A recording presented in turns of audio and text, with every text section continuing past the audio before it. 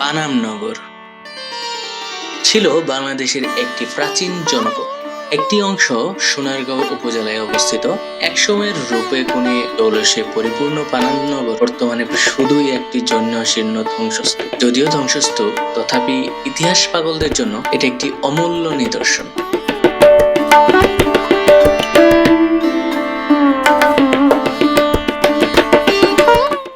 Panam city যাওয়ার জন্য প্রথমেই চলে আসলাম ঢাকার গুলিস্তানে।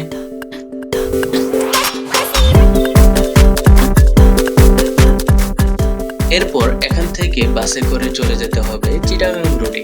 বাস ভাড়া 50 থেকে 60 টাকা। আমার কাছে তো 50 টাকা নিয়েছিল।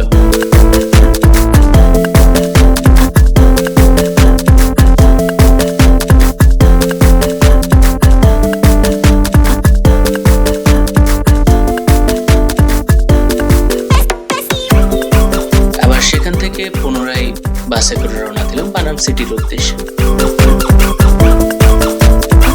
মাত্র 20 টাকা দিয়ে টিকিট কেটে পানাম সিটিতে প্রবেশ করলাম।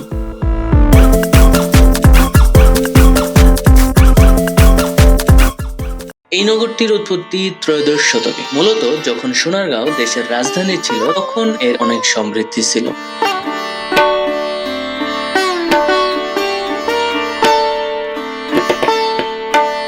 সোনারগাঁও থেকে রাজধানী স্থানান্তরের পর এর পতন ঘটে। তবে 19 শতকে ব্রিটিশ শাসনাকালে হিন্দু বণিকরা তাদের বাণিজ্য কর্মের জন্য এই নগরটিকে পুনরায় প্রতিষ্ঠিত করেছিল। তবে ভারত বিভাগের কারণে 1964 সালে সেই বিখ্যাত দাঙ্গার কারণে এর পুনরায় পতন ঘটে। প্রত্যেকটি ভবনই খুবই সূক্ষ্ম কারুকার্য দিয়ে তৈরি। পূর্বের মানুষজন যে আসলে কত শৌখিন ছিল, তারা যে আসলে কতটা রুচিশীল ছিল, তা মূলত তাদের এই কারুকার্যগুলো দেখলে কিছুটা আন্দাজ করা যায়।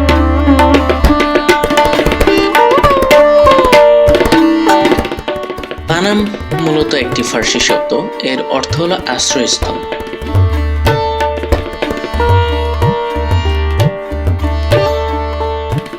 যদিও পরবর্তীতে এটি ইংরেজদের কলোনি হিসেবে পরিচালিত হয়েছিল, কিন্তু এর মূল স্থপতি ছিল মূলত মুঘলরা।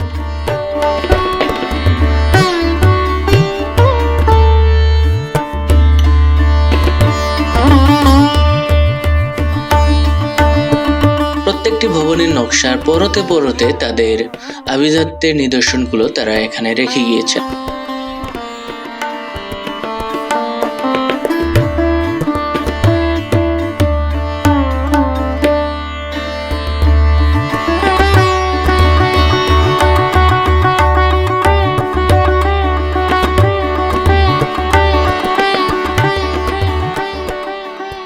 শতকে বারভূঞা প্রধান ঈসা খান এটিকে রাজধানী হিসেবে মনোনীত করেন। এরপর থেকে সোনারগাঁও মূলত পানাম থেকেই পরিচালিত হতো।